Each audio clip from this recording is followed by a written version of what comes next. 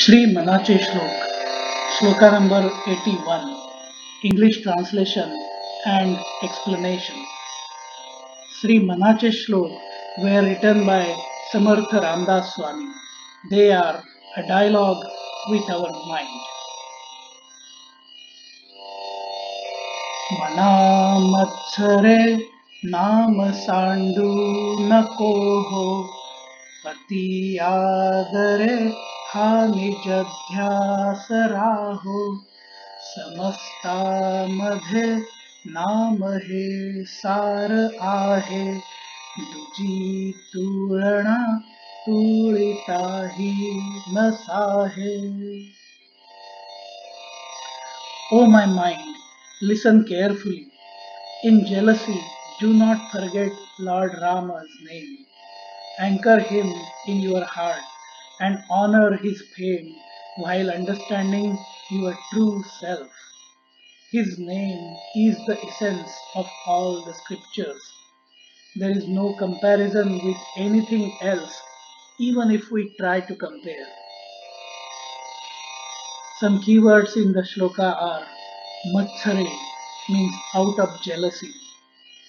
Adare means respectfully. Samasta Madhe means amongst all. Tulana means comparison. Matsar is a feeling of envy or jealousy, but closer to the real meaning of envy. It is one of the 6 enemies of the mind as described in the Shadriputs. The experience of envy normally involves at least one of the various feelings involved, like the feeling of inferiority as compared to someone else, resentment of circumstances, that is, feeling that others have favorable circumstances which one does not have, ill will towards the envied person, the desire to possess the rival's qualities, sadness towards others' accomplishments, and so on. As is evident, one who has the feeling of envy cannot think of anyone else than the other envied person. We should get rid of envy, as it will not allow us to even think of God. It will make us forget to follow the path of devotion. We have to do introspection in order to have an understanding of our true self, and that will need to be done sincerely and respectfully to do full justice to the process. There are 3 paths by which spiritual liberation can be achieved. Jnana Yoga means path of knowledge.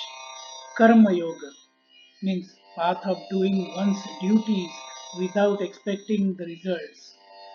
Bhakti Yoga means path of devotion.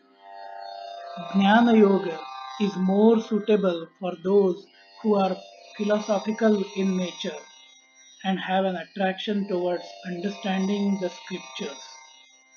Karma Yoga is more suitable for those who have to focus on their duties and responsibilities towards their families and dependents, and thus have to spend most of their time at work. Bhakti Yoga is suitable for those who can devote themselves to God by various methods such as singing praises of God, reciting shlokas, chanting mantras, doing prayers, visiting temples, and so on. The essence of all the scriptures lies in the name of God, Lord Rama. Reciting the name of Lord Rama is the easiest form of following the Bhakti Yoga, path of devotion. Even if we want to compare it against all other methods suggested by the scriptures, there is no comparison, as it is very straightforward and easiest of all. It does not need one to be wealthy, healthy, learned, or capable of performing duties. It doesn't even need to be uttered and can be done in the mind. We come across many people in India who have the Japamal or Mal, which is a string of prayer beads woven together and are used for keeping count while reciting, chanting, or mentally repeating a mantra or the name of God. Normally, these will have 108 beads and one additional bead of distinctive size and color. With every bead, the devotees will chant the name of Lord Rama, normally by closing their eyes to concentrate. When they reach the distinctive bead, they know one iteration of 108 names is done, and then they can start the next iteration of chanting the name.